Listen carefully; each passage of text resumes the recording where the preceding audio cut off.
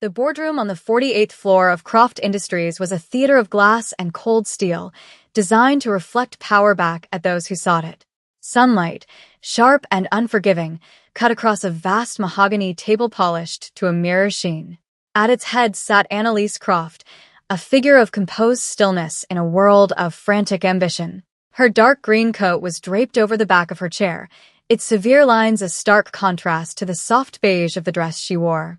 Her attention was fixed on the adjoining training space, visible through a one-way pane of armored glass. Inside, a procession of men, each a caricature of strength with swollen biceps and necks as thick as pylons, vied for her protection. She watched their displays of clumsy, brutish force with a disinterest that bordered on contempt. They were hammers, and she suspected her problem required a scalpel. Her current head of security, Marcus Thorne, a man whose ambition had long outstripped his competence, paraded the candidates with the pride of a livestock auctioneer. Then the doors to the waiting area slid open, and a different kind of man entered. He was of average height, with a lean, wiry build that seemed almost fragile next to the others. He moved with an economy of motion, a quiet fluidity that drew Annalise's eye. But it was the small hand held firmly in his that truly arrested her attention. A little girl, no older than 7, stood beside him, a vibrant splash of red in the monochrome world of corporate security. The man, Jawa, scanned the room not with the challenging gaze of a competitor, but with the cautious assessment of a father searching for threats. Marcus Thorne's lip curled. "This is a professional evaluation, not a daycare. You can leave the accessory in the lobby." Some of the other contenders, giants in ill-fitting suits, chuckled. Jawa's expression did not change. He simply knelt, his eyes meeting his daughter's. "Stay right here, Hannah. See the tall buildings." He pointed through the window, his voice a low murmur only she could hear. Annalise leaned forward slightly, her focus narrowing, filtering out the noise of the room until only the man and the child remained. She saw not a warrior, but a protector, his entire being oriented around the small, trusting girl in the red dress. He was an anomaly, a question mark in a room full of predictable answers. The tryouts continued, a monotonous display of choreographed violence. The current favorite, a mountain of a man named Gregor with a shaved head and a web of tattoos crawling up his neck, was a study in brute force. His opponent was a former Marine, fit and disciplined, but Gregor moved through his defenses like a battering ram. There was no technique, only overwhelming power. A heavy-handed block, a shove that sent the man stumbling, and a finishing grapple that left him tapping out on the mat, gasping for air. Marcus clapped loudly, his approval echoing in the stark room. "That's what I'm talking about." Pure dominance. Unstoppable from her silent vantage point, Annalise disagreed. She saw a dozen openings Gregor's wild swings created, moments of vulnerability that a more intelligent fighter could have exploited. He was predictable, a blunt instrument for a blunt threat. The danger she felt closing in on her was not blunt. It was subtle, a whisper in the corporate machine, a shadow she could feel but not yet see. Anonymous messages on encrypted servers, financial data that shifted by fractions of a percentage overnight, the unnerving sense of being watched even within her own fortress. Gregor could stop a man with a gun, perhaps. But could he see the poison in the glass? Could he read the lie in a trusted colleague's eyes? She doubted it. Her gaze drifted back to Jawa. He was sitting on a bench against the far wall, his back straight, a sentinel at rest.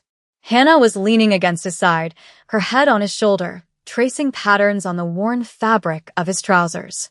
He had taken off his plain jacket and draped it over her, a small, tender gesture that seemed profoundly out of place.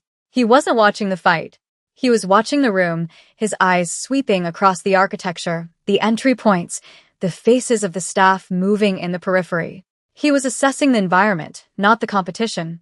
Annalise felt a flicker of something she hadn't felt all day. Curiosity. Marcus was looking for a guard dog.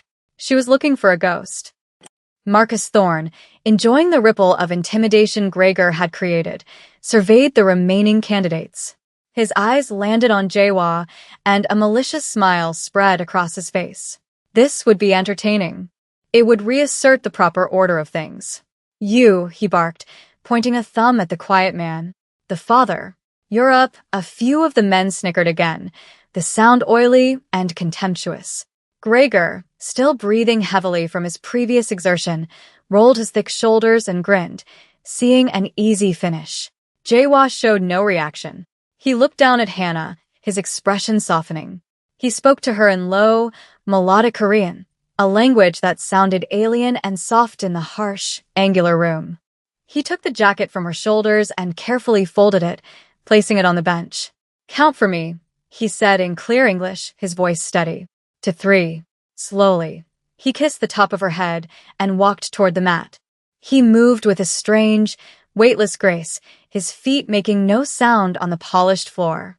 Marcus leaned toward one of his underlings. "Get the medic ready. And get this guy's waiver signed." He turned his voice up for the room to hear. "Try not to get hurt in front of your kid." Jawa stepped onto the mat, his posture relaxed, his hands loose at his sides. He faced Gregor, a man who outweighed him by 100 pounds of solid muscle. He gave a short, formal bow, a gesture of respect that Gregor answered with a belligerent snort. Hannah's voice, small and clear, echoed in the sudden quiet. One Gregor charged. It was not a run but a stampede, the mat thudding under his weight. He threw a looping right hook, a punch meant to end the fight before it began. Jawa didn't retreat. He flowed. In a single, liquid movement, he slipped inside the arc of the punch, his left hand rising not to block, but to guide the massive arm past his head. His right hand, held stiffly, jabbed twice, almost too fast to see. Not punches, but surgical strikes. The first to the floating ribs, the second to the brachial plexus nerve cluster in Gregor's shoulder. A jolt of white-hot agony shot down Gregor's arm, making it go instantly numb and useless. His momentum carried him forward, stumbling. Jawa pivoted on the ball of his left foot, his body a whisper of movement. His right elbow came up in a short, brutal arc, connecting precisely with the mastoid process behind Gregor's ear. Gregor's eyes rolled back in his head. He crumpled, not falling but folding, his body collapsing onto the mat like a dropped coat. 2. A profound, echoing silence descended upon the room. It was heavier than the thud of Gregor's unconscious body, thicker than the scent of sweat and fear. The men who had been smirking moments before now stared, their mouths slightly agape, their minds struggling to process what their eyes had just witnessed. It had been over in less time than it took to draw a breath. There had been no struggle, no contest. It was like watching a surgeon remove a tumor, an act of clean, absolute, and terrifying precision. Marcus Thorne's face was a canvas of shock, the smug certainty draining away to be replaced by a pale, slack-jawed confusion. His authority, built on the currency of predictable strength, had just been rendered worthless. He looked from Gregor's still form to the unassuming man standing over him, and for the first time, a flicker of genuine fear entered his eyes. He saw not a competitor, but an executioner. Jawa did not gloat. He did not even look at the fallen giant at his feet. His gaze was already back on his daughter. He stepped off the mat, his movements as unhurried and deliberate as before. He walked to the bench where Hannah sat, her eyes wide not with fear, but with a kind of solemn understanding. 3, she said, her voice soft but firm, completing her task. Jawa picked up his jacket and gently placed it back over her small shoulders, pulling the collar up around her neck. He was a father again. The brief, violent interruption was over. The whole world, for him, had contracted back to this single point of contact, his hand resting on her shoulder. The rest of the room, the stunned faces, the downed opponent, might as well have been on another planet. From behind a glass, Annalise Croft stood up. The movement was sharp, decisive. She pressed a small button on the console in front of her, and her voice, calm and laced with ice, filled the training room. "Mr. Thorne, my office." Now, her command cut through the paralyzed atmosphere like a blade. Marcus flinched as if struck. Annalise's gaze then moved, locking onto Jawa. "You," she said, her voice leaving no room for argument. "Wait here." She turned and walked out of the observation room, her heels clicking with sharp authority on the marble floor. Annalise's office was an extension of her mind, ordered, expansive, and with a view that stripped away all trivialities. The city spread out below the floor-to-ceiling windows, a complex machine of interlocking parts. Marcus Thorne stood before her desk, looking small and flustered, the sheen of sweat on his forehead visible even in the cool, filtered light. An accident, he stammered, his hands fidgeting. A lucky shot. The man has no discipline. He's a street brawler. We can't have someone like that protecting you. It's a liability. Annalise let the silence stretch, watching him unravel. She had inherited Marcus from her father, a legacy of a blunter, more straightforward era. Her father had needed a man who could handle bar fights and paparazzi. She needed someone who could navigate a boardroom assassination. A lucky shot, Marcus, she finally said, her voice dangerously quiet. I saw no luck. I saw efficiency. I saw an opponent neutralized with minimum effort and maximum effect. I saw a man who understood leverage and anatomy. What you call a street brawler, I call precise. She gestured vaguely toward the window. The threats against this company, against me, are not coming from brawlers. They're coming from whispers in hallways. They're coming from encrypted files and compromised accounts. They're subtle. And your candidate for dealing with this subtlety was Grigor? The name hung in the air, an accusation in itself. Marcus flushed a deeper shade of red. He is physically imposing. A deterrent. He is a scarecrow, Marcus. And we are not being attacked by crows. She picked up a single, unmarked data chip from her desk. This arrived yesterday. Bypassed all your firewalls. All your protocols. It contains a schematic of my entire travel itinerary for the next month, including 2 trips that were never entered into the official system. Explain that. Marcus stared at the chip, as if it were a snake. He had no explanation. He was a man of fences and locks in an age of digital ghosts. He was obsolete, and in that moment he knew it. Annalise's eyes were cold. The man downstairs, the father you were so quick to mock, saw more by watching the room for 5 minutes than your team has seen in 5 weeks. He wasn't watching the fight. He was watching the exits. He was watching the staff. He was watching everything except what you wanted him to watch. I want competence, Marcus. I don't care what package it comes in. Annalise swept back into the training room, her presence immediately silencing the low murmurs that had started to bubble up. The other candidates, who had been staring at Jaehwa with a mixture of awe and suspicion, now averted their eyes as she approached. She gave a curt nod to one of Marcus's subordinates. The evaluation is over. Thank you for your time. You may all leave. There was a clumsy shuffle as the large men collected their belongings, eager to exit a room that now felt charged with an unfamiliar tension. They gave Jaehwa a wide berth, as if he were surrounded by an invisible field of danger. Soon, the vast space was empty except for 3 people, Annalise, Jaehwa, and Hannah, who was now quietly drawing on a discarded notepad with a pen she'd found. Annalise stopped a few feet from him. Your file says you were in the Republic of Korea Army. Special Forces. Jaehwa met her gaze. His own was unnervingly still, revealing nothing. A long time ago, that wasn't army training, she stated, not a question but a fact. He didn't reply, his silence a confirmation. Who are you? I'm a man looking for a job, he said, his voice even. I need to provide for my daughter. Annalise studied him, recognizing the tactic. He was building a wall of simplicity, daring her to look past it. She knew there were layers of darkness and violence in his past that he would never willingly reveal.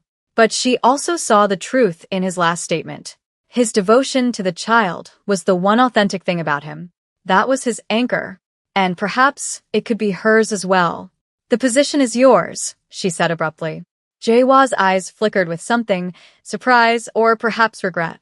He looked at Hannah, a silent conversation passing between them. The job requires constant proximity. I cannot be separated from my daughter, I'm aware, Annalise said. There is a residential suite on the 40th floor. 2 bedrooms, kitchen, private elevator access. It will be yours. I'm also arranging for a private tutor. She can have a structured education. Here, where you can see her, she saw the shift in his posture, the slight relaxing of attention she hadn't even noticed was there. She hadn't just offered him a job, she had offered him a fortress for his child. It was a masterstroke of perception, appealing not to his greed or his ego, but to his single, overwhelming vulnerability. He gave a slight, almost imperceptible nod. I accept. The apartment on the 40th floor was a cage of minimalist luxury. White walls, chrome fixtures, and windows that showcased the sprawling city like a living painting. It was clean, sterile, and soulless. It was the antithesis of the small, cluttered apartment above a noodle shop that they had called home. Jae-wha stood in the center of the living room, a ghost in a new machine. Hannah, however, was enchanted. She ran her small hands over the cool marble of the kitchen island and pressed her face against the massive window, her breath fogging the glass. "Appa, you can see the whole world," she whispered, her voice filled with wonder. Jae-wha felt a pang of something cold and sharp. He had brought her here for safety, enclosing her in a gilded prison to shield her from the wolves of his past. He had traded her freedom for her security. His first day on the job was a study in invisibility. He wore a simple dark suit, but it fit him differently than the others. Where their suits were armor, his was a shadow. He didn't follow Annalise, he preceded her. He moved through the gleaming corridors of Croft Industries not as a guard, but as an advanced scout, his senses on a razor's edge. His eyes didn't just see, they cataloged. He noted the janitorial staff, their routines, their access levels.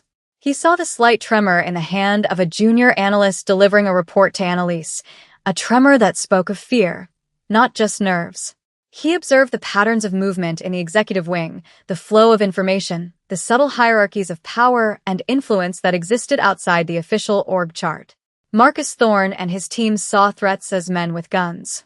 Jae-wha saw threats in a misplaced pen, a diverted glance, a conversation that stopped too abruptly when he entered a room.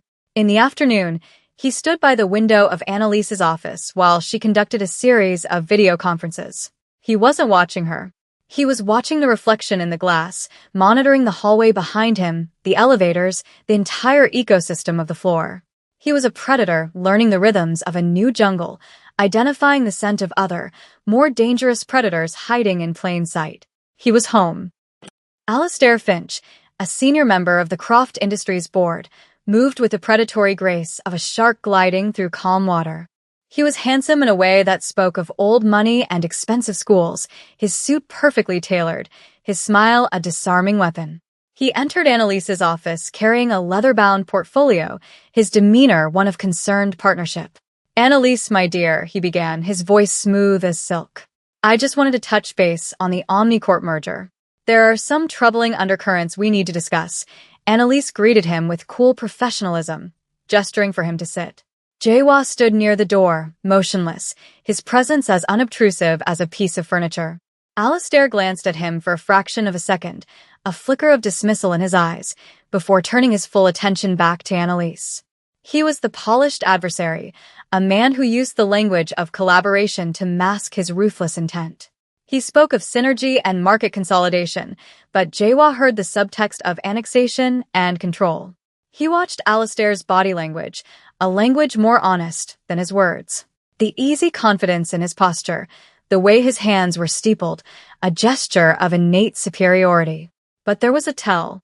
When Annalise pushed back on a particular point, questioning the valuation of an Omnicorp subsidiary, Alistair's smile tightened for a barest fraction of a second.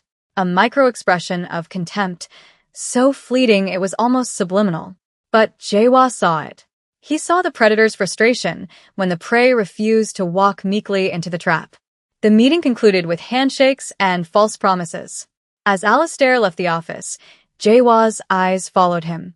In the hallway, Alistair paused, ostensibly to check his watch. At that moment, Marcus Thorne rounded the corner. Alistair accidentally bumped into him, a clumsy, staged encounter. "Marcus, so sorry," Alistair said, placing a hand on Thorne's arm to steady him. "Lost in thought. No problem, Mr. Finch," Marcus replied, his tone deferential. The exchange lasted no more than 5 seconds. A hand on an arm, a shared, meaningless glance. But Jae-wha saw the discreet pressure of Alistair's thumb on Thorne's wrist, a signal. He saw the almost imperceptible nod Marcus gave in return. It was not an accident. It was a confirmation, a pawn acknowledging his master. The pieces on the board were beginning to reveal themselves. The burn of the threat was slow, a creeping heat that was now beginning to lick at the edges of their gilded sanctuary. The next evening, as Annalise prepared to leave for a charity gala, Jawa conducted his final sweep. Marcus's team had already given the car their standard, perfunctory check. Jawa's inspection was different. He didn't just look, he felt. He ran his fingers along the undercarriage, his touch as sensitive as a surgeon's. He checked the pressure of the tires not with a gauge, but with the calibrated force of his thumb. And then he found it. Tucked behind the front left wheel, almost invisible against the dark metal, was a small, freshly scored mark on the hydraulic brake line. It was a professional job, a deep cut designed not to sever the line immediately, but to cause it to burst under the repeated pressure of high-speed driving on the freeway. It would look like a catastrophic mechanical failure. Un tragique accident. He straightened up, his face impassive, but his mind was a storm of calculations. The gala was across town. The route involved a long stretch of open highway. The failure would have occurred at maximum velocity, leaving no chance for survival. He walked to the driver, a man from Marcus's team, who was polishing the hood. "The car is not secure," Jawa said, his voice flat. The driver scoffed. "We just cleared it. It's clean." Jawa didn't argue. He simply opened the passenger door as Annalise approached, her evening gown shimmering under the garage lights. "We will take the backup vehicle," he stated. Annalise paused, seeing the absolute certainty in his eyes. She trusted that stillness more than all of Marcus's blustering assurances. Why? The brake line has been compromised. A cold dread washed over her. This was it. The abstract threat made real and immediate. She nodded, her trust in him absolute. Later that night, after a forensic analysis confirmed the sabotage, she summoned Marcus to her office. He was pale and defensive, offering a litany of excuses. It must have been a manufacturing defect. "My men are thorough." Annalise looked at him with cold pity. "You are not just incompetent, Marcus. You are a liability. You are a locked door with a key left in it. You're fired. Get out of my building." He was no longer just a fool. He was a potential accomplice, a blind spot through which the real danger could crawl. Her world had shrunk. In the vast, empty space of her life, there was only one person left she could trust. The city lights bled through the panoramic windows of Annalise's office, casting long shadows across the room. The silence between them was no longer the awkward space between an employer and an employee, but the shared quiet of two soldiers in a trench. Hannah was asleep in the adjoining private study, a small, peaceful island in a turbulent sea. "They tried to kill me tonight," Annalise said, her voice devoid of its usual commanding tone. It was the simple, stark admission of a woman who had just looked over the edge of a cliff. She stood by the window, her back to him, a solitary figure framed against the glittering abyss. Jawa remained by the door, a silent guardian. Yes, and Marcus, he wasn't just incompetent, was he? Alistair is using him. He is a tool, Jawa confirmed. A blunt one, easily manipulated by pride and fear. He clears the path without knowing who he is clearing it for. Annalise finally turned to face him, her eyes searching his. The corporate mask was gone, replaced by a raw vulnerability she rarely allowed anyone to see. "I've spent my life building this company into a fortress. And all this time, the enemy has been inside the walls, sitting at my table, smiling in my face. I need to know who I'm fighting." She took a step closer, her gaze unwavering. "And I need to know who is fighting for me." "Who are you, Jawa?" "Not the name on the file." "Who are you really?" He held her gaze, the silence stretching. He had spent years burying that man, constructing a new identity from the ashes of a life he had burned to the ground for his daughter's sake. But the past was not dead. It was merely dormant. He owed her more than a lie. "My name is Jawa," he began, his voice low. "In another life, I was not a soldier. I was an enforcer, the head of a family, a different kind of family. We did not build things. We broke them. I walked away from that world to keep my daughter safe from the men in it. Men like Alistair." He did not say the word mafia.